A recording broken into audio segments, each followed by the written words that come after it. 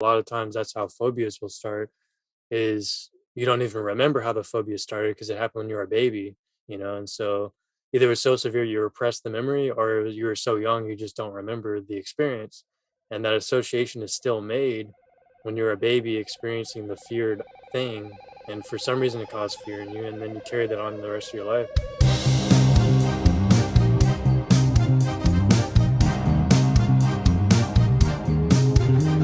Welcome back to Out of the Box podcast. We're Steele and I, your host, get to talk about out of the box ideas. Today, we're going to be talking about the topic of fear and why do we fear things? How do we develop fears in the first place and phobias? So that's something that we're going to get into right now. But before we get started, I want to invite you all to sign up to subscribe to our channel, because right now we are continuing to be committed to providing amazing content for you guys. And so we want to make sure that you don't miss out on any of the new videos that come out. Also, if you like this video throughout the podcast, please make sure to write a comment and also like our videos so that we can continue to receive that support and span out our audience and get more people interested. So without further ado, Steele, let us know, what do you think about fear? Why do we fear, or maybe how do we fear in the first place? Yeah. So I think fear is a natural instinct that all animals possess. I mean, I don't know if insects possess fear. I mean, it's hard to say because they're so small and they have smaller brains, and some of them just have small nervous systems, not even really a brain. But we do know for the most part that many animals, including ourselves, feel fear, and that it's an instinct to avoid danger. And so that instinct, and I'm sure you may have heard of the flight or fight response, and that's a big one involving part of the brain, different hormones and stuff like that. So a reaction happens, stimuli from the environment impacts something in the brain that triggers a mechanism, then that triggers hormones involving like the stress hormone cortisol and other ones that go to like the adrenal glands and stuff like that and the rest of the body, which increases the heart, increases breathing, increases like sweating, and kind of to get the body prepared for flight or fight, which flight means running away from the danger, and then fighting is fighting the danger to defend oneself. So I think that fear is a very biological response It's to almost a survival instinct, that. right? That was developed in life. But Yeah. I mean, I think nowadays with so much external pressures going on in our life, we're always activating this fight and flight um, response through stress, right? Yeah, So we exactly. have different stressors, and Mhm. um, you know, we have do is that does that lead to creating a sort of like a fear to something? Like we almost fear work because it just stresses us out, or we fear encountering um not sure, like tough conversations because they're really stressful, and so we just don't want to have those conversations, so fl- we flee the scene, we try to avoid the scene. um Yeah. does that carry over to our modern day life, like with just regular activities? Yeah. Can So we we are develop talking. fears? Yeah. So that's an example of the flight or fight response generalizing to other stimuli. So, like, we could say, oh, yeah, we know we have a flight or fight response to like a snake, for example, because that's conditioned in us through survival mechanisms, through evolution, and all those different processes over the thousands of years. And so that does generalize, it can generalize that very same response to other things, like you mentioned, like things in life, like work, school, finances, or other stressors. We call them stressors. So any source of stress in your life. So yeah, or even social stuff that you kind of alluded to, like that's where social anxiety disorder and social phobia can come from. You start developing anxiety related to social situations based on maybe past experiences in your life, because that same flight or fight response gets it gets triggered by certain things that were kind of like how we talked about positive and negative reinforcement and positive and negative punishment in the past. It's very Mhm. similar to that. So like we can get conditioned to have that flight or fight response, the survival mechanism to, you know, things that you wouldn't think, like finances and social stuff. And Yeah. yeah, definitely. Yeah, creative fear of things that just stress you out, right? To almost, you know, want to just do things that are pleasurable. And is that does that lead is that actually fear, or is that more of a psychological thing that, or in itself, yeah, I mean, maybe it's like a fear, but I'm trying to think, could it also be a mental roadblock instead of a fear? Yeah, it could be. And then like that's the thing, a lot of times in therapy, like we'll want to use techniques to overcome that flight or fight response. So we do, you know, psychoeducation on what that is. And then you kind of go into the logical part of like kind of what you're saying is, well, you know, this is a natural response, but you don't have to listen to it, and there are ways that you can overcome it through relaxation techniques, which the relaxation stuff like deep breathing and muscle relaxation directly fight against the stress response, because they're the opposite. They're like forcing the body to relax, and the body can't be stressed out and relaxed at the same time. It's not really, it doesn't mesh. So the relaxation is meant to take over the stress response from the flight or fight mechanism. And so that what you're talking about is right. Like that's it could be all mental. Well, I think a lot of it is psychological, especially like social anxiety and stress about different other things. I think it really is, because then you can overcome it with, you know, arguing against those thoughts that are catastrophizing the situation, and also relaxation, which forces the body to relax and fight the response. So, Yeah. yeah, I think you can do. So, in terms of fight or flight, like, is there some things that I mean, maybe this might be a little bit too vulnerable, but like that fears that you have experienced in your life, and like, Yeah. have you do did you like break it down and see like, oh, this is why I Yeah. fear it? Like, I realize now. Yeah. Has that ever happened to you? I, Like, if you don't mind sharing yeah, like yeah, one. and then I'll go to you. Yeah. But yeah, definitely. So I'd say there's two things in my life that do cause this fear response in me, and I can recognize it.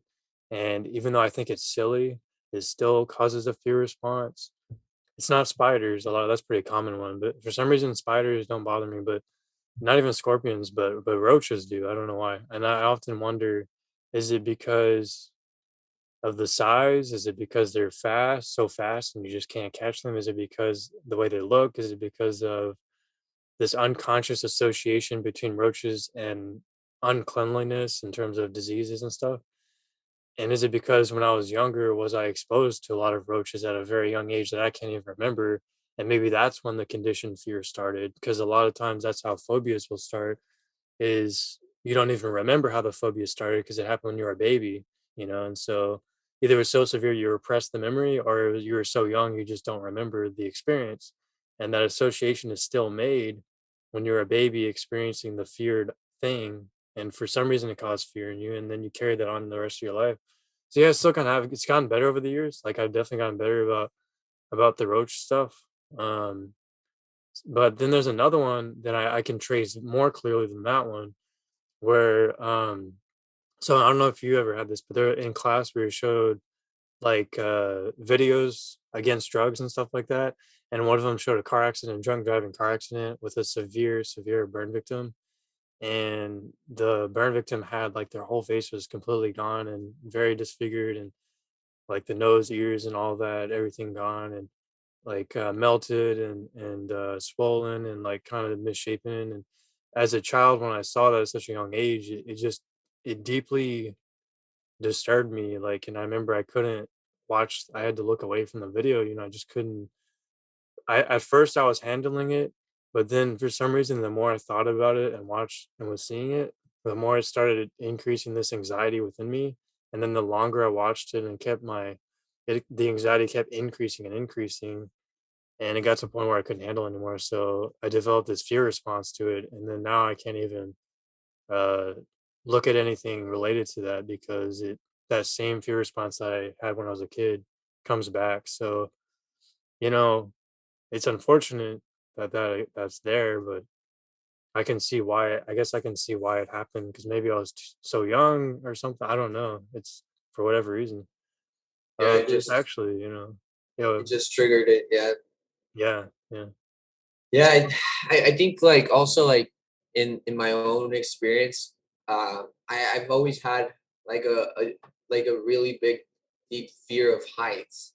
oh yeah, Like heights is something that yeah, like I just always feared, and like one of my the things that I fear most is is like being dropped in like a parachute and off of an airplane, like just go skydiving, um, or like doing a huge roller coaster with a deep oh, like drop, things of that sort. So that's why for a long time I just didn't go to use roller coasters and that sort of thing because it was just something that I feared a lot. And I just remember this one time that I rode a roller coaster when I was younger.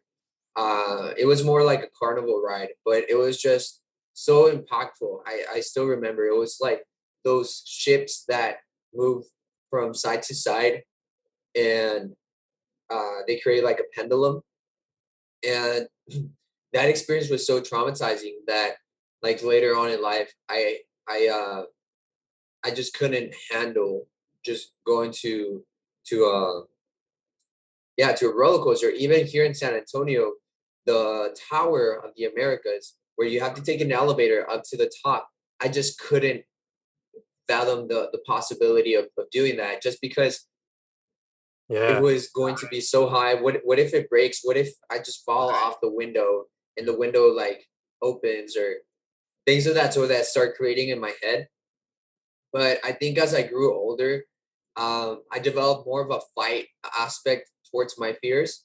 So one time I remember going to an obstacle course, and then I was like, I'm gonna do it because there was certain levels, and the top level was just like a couple meters up in the air, and you had to do like obstacles and stuff. Of course, you're like hanging by a rod, so you cannot fall, but it was still fearful. It's still like, oh wow, like I'm here up in the air, and but I think I developed this fight aspect of like, hey, even though I know I have that fear, I still fight through it. Or like sometimes, being out in the public, I think I just developed this fear of what other people will think, right, of me. And I think that really developed in my younger stages of life, when in elementary there was like a big need of wanting to feel part of something, or wanting to feel uh that I belong to something. And so I always developed the fear of like, what if that doesn't happen? Like what if people don't accept me, right? And I think that fear kind of carry on, but like it when that fear kicks in, I just like push through it. And just because I was a communication major, speech communication major, so in those moments of like social contact or social presentations, I just push through it and say like, "Hey, you got this. You're gonna do it." And most of the time, like I succeed in um, accomplishing, getting through the fear. Like now, I push myself to go to roller coasters and just do them, for the sake of like pushing through it. And so I think I developed, instead of a flight aspect, I think there's more of a strength in fighting it. But my question is now, like, thinking about the fight or flight aspect, do you think that it's that we fight our fears because we develop this sort of strength within us, or we fight our fears because we we uh we we understand that it's not a truth, right? or or why do you think we fight our fears at some point? Why do we flee some fears? Because what is missing in one scenario than in the other? yeah. That's like a deep philosophical question. I think that we fight our fears. I think we realize, like what you kind of said, the truth versus reality, the truth and reality versus our truth and reality. So, like what we come up with in our mind with the catastrophic Mm, thoughts versus what reality actually is. Because we can easily get carried away with our thoughts and beliefs about what this feared thing will do to us and the danger it will pose to us. Like social situations, for example, are a roller coaster. The fear of, well, what if the roller coaster breaks and we fall off and die? The social situation, what if I do this little thing wrong and then everyone laughs at me and I'm humiliated and embarrassed.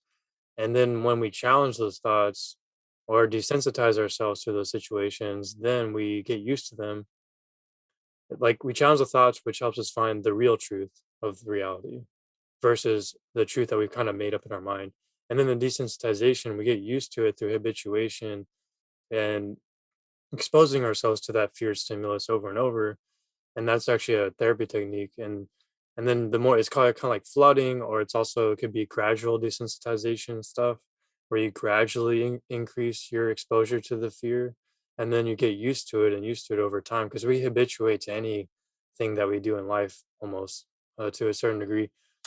So I think that plays into it as well, and then after a yeah. while you overcome it. And so a really interesting experiment actually that shows this, not the treatment, but the actual fear, how it happens, is called the Little Albert experiment. So there's this baby called Little Albert, they call him. And basically, they actually classically conditioned a fear, a phobia in this baby. So what they did is they had a white rabbit, and the white rabbit was with the baby. The baby was fine with the white rabbit, it was all good, right? But then they had a metal rod and they hit the metal rod really hard and made a very loud noise in the baby, right next to the baby's ear, not next to it, but like near the baby's ear. And the baby all of a sudden started crying and getting upset because of the loud noise. But guess what? The loud noise was there with the white rabbit. So that loud noise, the It fear was an association. was associated with the white rabbit. And so guess what happened? Wow. The baby learned to fear the white rabbit. So even though they stopped making the noise after a while, every time they brought the white rabbit in there, the baby showed a fear response to the white rabbit. And you know what's even worse? What we talked about kind of in here is that fear of the white rabbit generalized to other things that looked like the white rabbit. So it generalized to white furry objects. So like I think it was like white furry pillows, any other white animals, and other white fuzzy objects caused the same fear response in the little Albert baby. So, and the sad thing is we don't know if the baby ever overcame that phobia as the baby grew up. Yeah. So that That's so interesting. Yeah, and it's crazy how we create associations with things, and it's almost like, the rabbit in itself is not bad. It's not nothing to fear, but sometimes it's external things that happen that cause so much trauma or turmoil within us that whatever's around us we just associate it as the the cause of that harm, right? We think like, oh wow, you know this is what's causing it. Wow, I think yeah. that's Is it such a an mistake? interesting point. Yeah, and it makes you wonder, is it a mistake in the brain? Is the brain making a mistake? Because obviously a white rabbit isn't dangerous like a snake is. So it's almost like the brain is actually making a mistake and associating a non-dangerous thing with a dangerous thing because just because the dangerous thing was in the same environment. So it kind of makes you wonder, like that's how a lot of phobias develop. Like some people have a fear of oranges. It makes no sense, but then you trace it back Oranges. and like, well, why? Is it because they were in pain when they were exposed to an orange? Was there a loud noise? So really, it's a loud noise that caused the fear, not the rabbit. You know. Yeah, it So was like external aspects. Like I'm thinking like somebody that like grows up with, I don't know, an abusive relationship or something, or just like is like reprimanded physically, or when they're a child, you know and what if they have like something with them that they like associate that like pain with, or that fear with. It's almost like whenever they think of a certain word even, or they just have an association of like, oh my goodness, like that's something that like just startles them, and I think that's to that point, like I think that's why sometimes there's like really interesting fears, like even for example, like me as a balloon artist, sometimes people they tell me like that hearing the screechy sound of the balloon like makes them like Yeah. Like, is it gonna anxious, pop? right? Yeah. And Loud like they're noise. like, "Ah, it's gonna pop, it's gonna pop." See, I'm that's a like, loud don't think about that, don't think about that, like, noise. because most of the time, like when I make a balloon, like it doesn't pop, but um but I can understand their fear of like hearing the squeaky sound, like um me cutting it and stuff. And sometimes even some kids, like they're like, oh my gosh, what's gonna happen? They close, they put their fingers in their ears. They're like just waiting, Yeah. like, oh, when is it gonna pop now? Like, when is it gonna pop? And yeah, I think that's like an association to something that's happened in the past. Maybe like they've had like a really loud noise happen or something, and The balloon popped in the or face. a balloon popped in their party or something, and they just like were traumatized by that. They're like, oh, balloons are bad, um yeah, because some people can't even touch them. They can't even touch, even though I already finished the balloon, like they can't even touch the balloon just Yeah. because it's like they think it's gonna pop, I think and it's they have also that fear. Yeah, I think it's also so it's interesting how it's loud noises, but it's also the fear of the unknown. Like a lot of people say that fear is just broken down. The most simplest form is just what we don't know. What we don't know what's going to happen next causes fear. Like the Donkalady Bridge, when we went there, we didn't know what was going to happen. We didn't know if we were going to make it out. We didn't know what we were going to see or experience. And that caused fear. When you go to a social situation, you don't know what's going to happen, and that causes fear. When you go to a medical exam or a dentist, you don't know what you're going to feel or experience. That causes fear. The Mhm. balloon, you grab a balloon, you don't know if it's going to pop, when it's going to pop. So, not knowing when it's going to happen is another source of fear. Yeah, it's another unknown. Yeah, causes anxiety and stress. And Yeah, that causes people to flee from it, right? yeah, or avoid it. Avoid it. Yeah, Yeah, it's true. so interesting. Any last thoughts, Steele? Um, yeah, I mean, I just think philosophically we could break down fear into just what we don't know. And so it kind of lends to that idea of, well, the more we learn about what we fear, then the more we can overcome that fear. And then maybe the fear is almost an illusion, but at the same time, fear is really a defense mechanism against danger to protect us. And that's what it's designed to do. Ultimately it's designed to protect us from danger. So we can really use fear as a tool, and we can overcome it by learning more about what we fear. So, yeah. Yeah, and I think also a good exercise to do is to write down your fears in a journal and just look at them and see like, hey, is this actually something I fear? Because sometimes we fear making a decision, right? So if we write down the pros and cons of making the decision, we can have more clarity, and that's when we can debunk certain fears. Say like, oh, this is actually something I shouldn't fear. Mm. Like I shouldn't be scared to ask my professor for a question, or that I'm having, or I shouldn't fear asking this girl out. I shouldn't fear, you know, um, grabbing, uh, you know, a fuzzy toy, right? And so those are little things that, like, once we write it down, we begin to see like, oh, why do we fear it? Is this actually a fear? Like, is this something that I should think about more deeply? Maybe that can bring clarity, right? Yeah. In the aspect that maybe you can go from flight to fight, because the fear might still be there, but you can start to turn into more of a fight response.